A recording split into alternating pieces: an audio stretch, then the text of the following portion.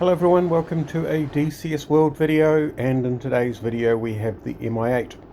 I'm learning to fly the Mi8. I do enjoy the helicopter. It has great autopilot, good speed, great cargo carrying capacity, so when we're in a logistics campaign that requires logistics, it's a good choice.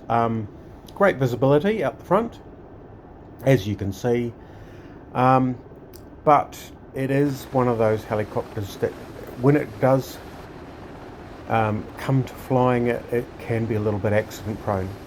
So the first time you fly helicopters, or when you before you get introduced to helicopters in DCS, you sort of think of them like an elevator with missiles, I suppose is the best way of looking at it. They go up, they stay in place, and they go down. When you start playing them in DCS and start learning about them, actually they go up, they can hover, but when they go down they enter something called a vortex ring state, which means that they fly into their own downwash and they crash into the ground pretty hard, which makes landing them very, very difficult. So the other day I had a video where I did some logistics and I was very proud to land on the landing pad. So what I've been doing is practicing with virtual landing pads. Now, in the Caucasus map, which is a free map for DCS, there's obviously not a lot of rainfall in the Caucasus, so they have a lot of buildings with convenient flat concrete roofs. And what I've been doing is doing landing pad practice, and here you can see there's a bit of a skid going on. What's happened is I didn't drop the collective when I hit the ground, and so I had a bit of weight off wheels. The other thing to watch out for in the Mi8 is that you do need to put the brake on when you get onto the ground, or you can, if you're a bit cheeky like me, you can apply it in the air so that when you land your brakes are already on, just sort of simulate more of the skids feel you get with the Huey. I could do this with the Huey, but I am particularly keen to learn the Mi8. I can sort of combat land the Huey, but the Mi8 has just been an absolute difficult beast to carry, to deal with. You can see there's a bit of torque going on when I take off, and all I'm doing is going from building to building. So the first time you play a helicopter, this is probably, for those that play helicopters, you probably understand this, but the first time you fly a helicopter, everything's difficult. Getting it off the ground, you learn that pretty quickly, and the main thing is to be relatively assertive about getting it off the ground and not mill around too much with light weight on wheels and allow yourself to get into a dynamic rollover situation. And I might do another video on takeoffs if people add that into the comments. But when you're in the air flying, it's not too bad. Once you get it flying forwards, actually flying, it's very much like flying a plane. You bank left, you turn left, you bank right, you turn right. You sort of have to invert the collective and the pitch. So pitch makes you go up, or reduces your speed, sorry, and collective makes you go up. So yeah, when you're landing, that's a completely different animal.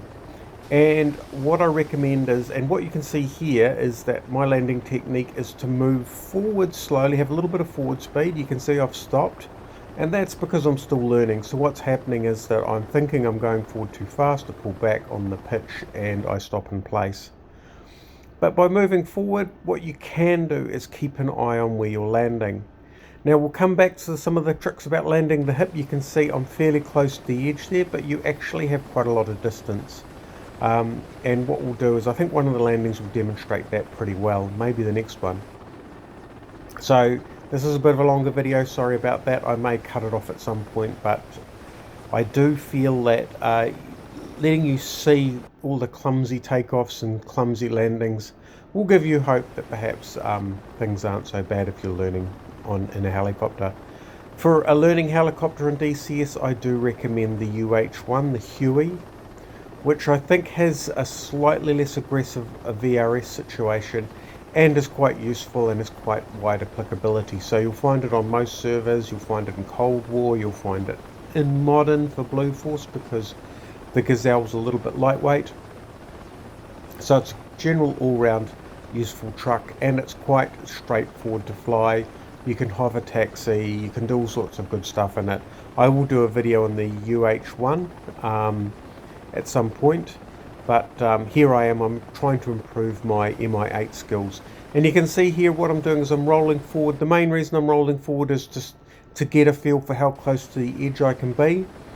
So the wheel is actually slightly behind the pilot, so you can definitely have the edge of whatever landing platform well below the visibility line out through the front cockpit. When you move forward, the idea is that it does become a tendency to land on the close edge of whatever landing pad it was. And when I did the SAR video, the search and rescue video, where I managed to actually land the hip on the landing pad, which made me extremely proud, I did very much land on the close edge of it, so I was very lucky to get my rear wheels on. So that's the other thing that I'm doing by choosing some of these platforms, is to get a sense for what it should look like as I come in. Now here I am, I'm all chuffed, I'm full of my own importance. I have managed to succeed on landing on 4 different flat concrete roofs quite successfully.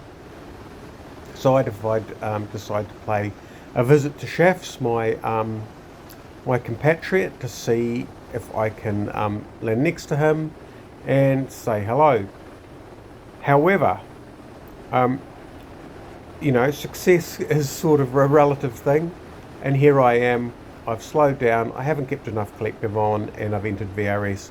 Now, fortunately my pilot did manage to survive that, but as this is a game, that helicopter was worth, well, it was free, so you pay once, get as many as you want. And so here we are in the second helicopter.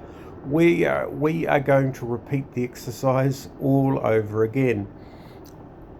So I am sorry about this. I do feel that it's quite instructive for me to see these. You can see out the front of the helicopter. What I'm trying to do is get a bit of height, get a bit of altitude, and do it without rolling forward too much. And that's to simulate the situation where I might have to get into a clearing and then take off surrounded by vegetation, or take off from a city. So everything is about improving my capability and my control at low altitude. So as you can see, take off, move forward slowly, get into position, and come in for another skiddy landing on the top of this concrete building. Fairly well centered. I am rolling forward, just taxiing forward to get myself nice and centered on the building. Successful landing, feel pretty good about that. And so here we are, another takeoff. Trying not to get too much forward speed. One of the things that I have noticed is that sometimes I end up in that transitional stage. So you sort of have 2 states in a helicopter. You have sort of full flight, where you're moving forward and the rotors are biting into clean air, and you have a hover, where you're sort of more or less hovering in place, and you're pushing air through the rotor. So you're less efficient. You can see a nice little dirty landing there, but managed to survive it.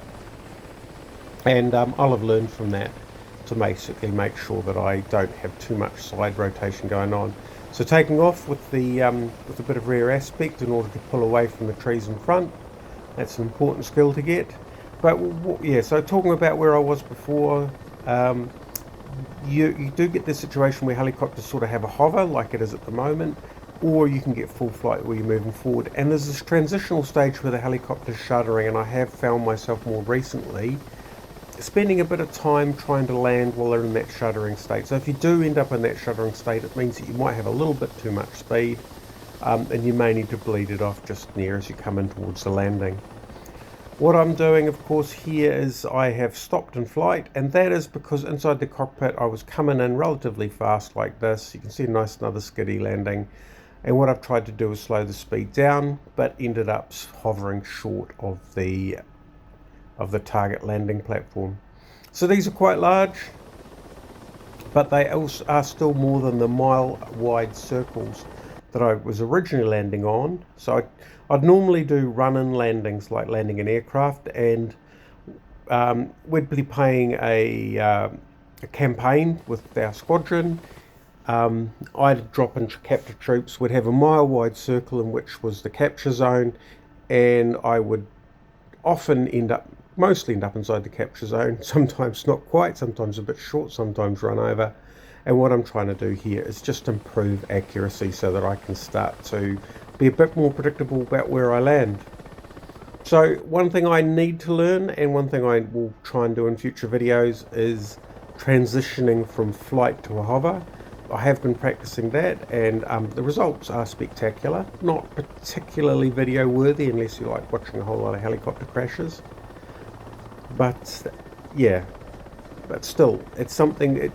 It's a case of when you're flying the helicopters, looking at where you're having the problems and then putting the practice in for those problems. And this has been a good challenge. I thoroughly recommend it if you are struggling to land. If you do pick yourself some buildings in the Caucasus, you'll find that you'll improve quite a lot. So here I am flying off and visiting Shafts again, who's in the Black Hawk. I'm not sure what he's doing. He seems to be either hovering with a couple of inches off the ground or basically driving around like some sort of airport taxi. But this time I realized that I shouldn't get overconfident, and what I'm targeting to do here is just come in slowly, come in and land beside him. So I've come across behind him, swung him around, and now coming in for that slow descent with that forward motion. So the forward motion isn't fast enough to prevent me from getting into VRS, but what it does do is it means I have good visibility of what's in front of me. It means that I can understand my relative motion or my vertical acceleration in relation to the ground, because I'm looking outside at the ground rather than trying to guess what I'm hovering over. And I can keep an eye by looking through the front cockpit. The vertical speed indicator is almost directly and always in my vision, and the vertical speed indicator is the number one thing you need to pay attention to stay alive in an Mi8. The landings are slow and gentle, and the only way to improve on that is just time. I will get better, and certainly the first time I tried this, the replay wouldn't work because I was dropping troops, and I think there's some reason that the replay doesn't work to do with the scripting. So this is actually my second attempt, and as you can see, coming in slow, coming in low, and then gently touch down. Feeling pretty good about it. We spent a bit of time yakking with them, and then it's off for another takeoff.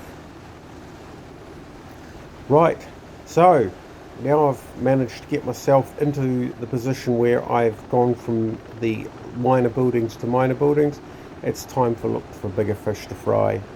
So what I do is take off, get some speed up, and this will help me sort of get used to transitioning between forward speed, and so that I can get a bit more practice. I do need to do this. I do find myself in the situation where I fall out of the sky because just trying to get into the hover too quickly, or trying to get into landing speed too quickly. So here I've picked a series of rather nice looking apartment buildings. Sorry for the apartment dwellers, but there's going to be some noisy and relatively dangerous helicopter stuff going on. So we fly over the first building, we look at the one behind. There's one a bit in the distance, middle distance there. You can see a big, large square building. Has a bit of infrastructure on top, not too tall, so that nothing interferes with the rotors. And what I'm going to do is try and land in between a couple of the roof ductings out on the roof, a couple of their lines of ducting. So what I'm doing is I'm lining it up, getting sized up, getting myself coming in. I'm trying to keep a relatively low but constant forward velocity, and then adjust the vertical on the way in, so that I come over the edge of the building, not at too high an altitude, but not low enough that I'm going to hook that front wheel on the edge of the building and end up with a bit of a mess. So coming through, it is quite a large building. Remember, you can get quite close to the other edge. The other edge can disappear right below your view, and you're still going to get a wheel on that front wheel on the building. So I do recommend that if you land on the building, you try and get as close to the far edge as possible, so that you get a feel for it and you just build up your confidence. But here I was trying to basically make sure that I was landing where there wasn't a lot of infrastructure, because the last thing I needed was one wheel to land on one of those ducts or one of those boxes, or and to tip the helicopter over, or to knock the tail rotor on something. Nice successful landing. Have a nice look around from the tail rotor position. Just savor the moment. And part of it is to rest. It is quite tiring doing this. So this in total was about probably about 45 minutes. I recorded 30 minutes of it. You're getting 23 minutes of it, so awfully sorry about that. Feel free to stop watching the video at any time. And then run off and practice with the Mi8. So now I've got a few landings under my belt. I'm going to get a bit brave, and I'm going to land with something in front of me. So at Godada, to the south of Godada, to the whatever it is, to near Godada, there is a large tower. This is Kubaleti, by the way. But in Godata at Caucasus, there is a large tower in front of a building, and I have successfully landed on that, which means that you really are landing with something quite tall and dangerous to your front quarter. Here I'm coming in on an angle. This is going to be a very narrow building compared to all the other ones that I've landed on. So I really have to get it right, but what I'm going to do is judge it from the front cockpit through that window and make sure that the far edge is far enough down that I have confidence that my rear wheels are on the building. So getting in close and coming into land and dropping it at the last moment to basically make sure that I'm clean on the building. Fairly close to the far edge, so I had a little bit more at the front than the rear. Lessons learned. So to make sure that you've got it on a server, or I played this on a multiplayer server because they're all hot starts, and there's other people to talk to who can watch, and you can see Shafts is still there with his Black Hawk. So I feel like I've got myself sorted, and all it is just platform to platform to platform. It's a bit of a platform game. So maybe the Mi8 version of Mario Brothers or something like that. Right, take time for a bit of a rest. Make sure that I'm not overcooking myself. Take off slowly, find the next target, come in to land. So the next target's going to be this large flat building. These are probably getting a little bit easy, so I should probably move on from those onto narrower buildings, but it's a case of limbering up. The final building or final structure that I land on in this video is actually a little bit more impressive, and I was pretty proud about that. So certainly showing that I'm getting better over time. So nice easy landing, not a lot of skidding there, good control, and feeling really good about myself. Here we go, another takeoff. And the other advantage of this is I am getting better at takeoffs. What I do need to practice though is taking off with a lot of load. So what I'll do is I'll take an Mi8, I'll put 6 of the 250 or 500 kilogram bombs or whatever I can find that's heavy, load it up with troops and see what it's like taking off with a full load. I suspect that landing with a full load will not be a case of skipping on top of little buildings like this, because I am very lightweight here, so I don't have a full load of fuel. I have no cargo, and as you can see, I've removed the pylons. There's no missiles. I am 100% lightweight, and that's made things a lot easier. So picking our next building, and it's just opportunity stuff. Coming in, you can start to see through the nose what I'm looking at. And it's really a case of picking it, getting lined up. And the main thing to get right is the approach. And if I start to stuff up the approach, then I do end up in a bit of trouble. So you can see here, getting myself moving forward. I think this is probably the 9th or 10th landing that I did on this session. Well, even more than that. You can see it's getting a bit of shaking going on as I'm going through the transitional lift. What I'm trying to do is get it just to the lower end of that so that we're moving forward. Because if we've got that sort of shaking going, we've probably got enough forward speed that when we get on these buildings, we definitely need our brakes. And you can see that I've hovered short. I'm gaining a bit of power with the collective. I'm trying to get the helicopter moving forward, but not too fast. Drift over the edge, straighten up with the rudder, and touch down and on with the brake. Nice and easy. And then of course there's something called overconfidence, and so because you've seen a whole lot of successes so far, let's show you what it looks like when you get a little bit overconfident, a little bit tired, and push it. And that's one of the things that you need to be not afraid to do, is just if it's not going right, just dust off. You can see with all these that I have managed to keep fairly good speed control, so it's short hop to short hop. There hasn't been much transitioning from full flight. I've got a little bit close to this building. I'm going to turn myself around, and I've got a bad angle, and I'm starting to drift away. There's quite a gap, starting to panic, getting a bit of altitude. It's not feeling too good. So what I do then is I feel I've got this, and I come in. Now this is a little bit quick, and what's going to happen here is that we've gone and done a dust off. We've gone straight through, and we have failed the landing, but that's probably the right thing to do.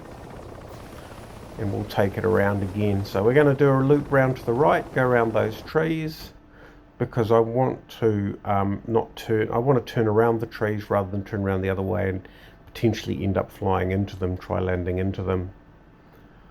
So fly over the building that we flew over before, and at this point I am a little bit fatigued from all that up and down, and I am in a rush. I want to get this building, I want to get it under my belt, and what's become more important is the landing than the process. And what happens here is we turn in, we've got a bit much speed, a bit much height, we want to lose the height, and then the Mi8 just doesn't handle that well, and boom, down we go. So yeah, so that was just pure not getting set up right and trying to follow in from a poor position. So positioning is really important. This is the final couple of minutes of the video. There's only one more landing to show, and this shows how you can improve over time. So we take off.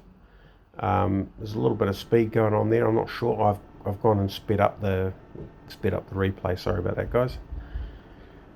Flying over Godada. Shafts is still going around really slowly on his whatever milk run he's doing in that Black Hawk, but that's not really my problem, and I've decided that I'm going to show off, and that usually is a bad sign. So here we go. Guess what we're going to choose for our landing target. Coming over the airport, Shafts is absolutely accurately taxiing around the motorway, taxiing around the taxiway at really low speed and really low altitude. Almost feels like an autopilot, but the Black Hawk doesn't have an autopilot, it has trim. And you can see we're lined up with one of these aircraft bunkers, or one of these hangars, armoured hangars.